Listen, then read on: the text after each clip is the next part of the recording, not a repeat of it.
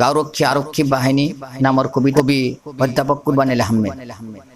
তুমি জোস্তি মুকুল মিষ্টি বকুল বৃষ্টি ভেজা ফুল, তুমি আলোর মিনার নূর মদিনার জান্নাতি বুলবুল, তুমি রহমতের রাসূল। গাঁওরক্ষী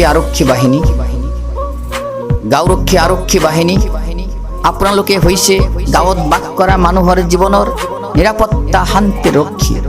হে গাঁওৰক্ষী আৰক্ষী বাহিনী, আপোনালোকে হৈছে বিশ্বৰ ভাৰতৰ অসমৰ আৰু প্ৰত্যেক গাঁৱৰ প্ৰতিৰক্ষা শান্তিৰ ৰক্ষী।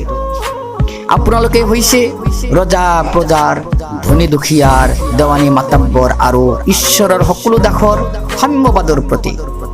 ভাৰত তথা অসম চৰকাৰ তেওঁলোকেই গঠন কৰিছিল 1948 চনত গাঁওৰক্ষী বাহিনী। ধন্য ধন্য হে 1948 চন, তোমাৰ বুকুতেই জন্ম হৈছিল অসম তথা ভাৰতৰ গাঁওৰক্ষী আৰক্ষী চকী। তোমাৰ উদ্দেশ্য হল ধৰ্ম বৰ্ণ নিৰ্বিশেষে সকলো মানুহৰ নিজা নিজা অধিকাৰ সাব্যস্ত কৰাৰ তুমি একমাত্ৰ বাহিনী। গাঁওৰক্ষী আৰক্ষী বাহিনী আপোনালোকৰ সঁচাকৈ আছে শক্তিশালী বাহুবল ও মনোবল।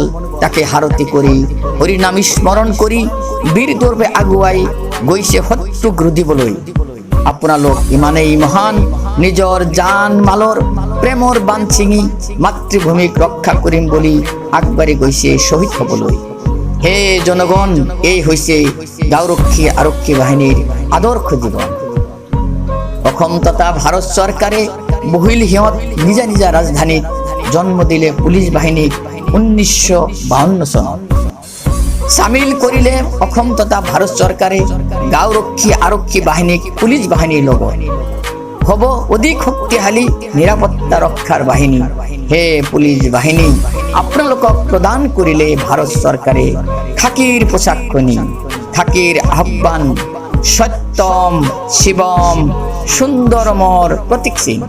আমি দেখিছো আপোনালোকে বহন কৰিছে এই 3 গুণৰ প্ৰতীক দিনে নিশাই, তাৰে চানেকি স্বৰূপে খাকী খাকী খাকী। ধন্যবাদ।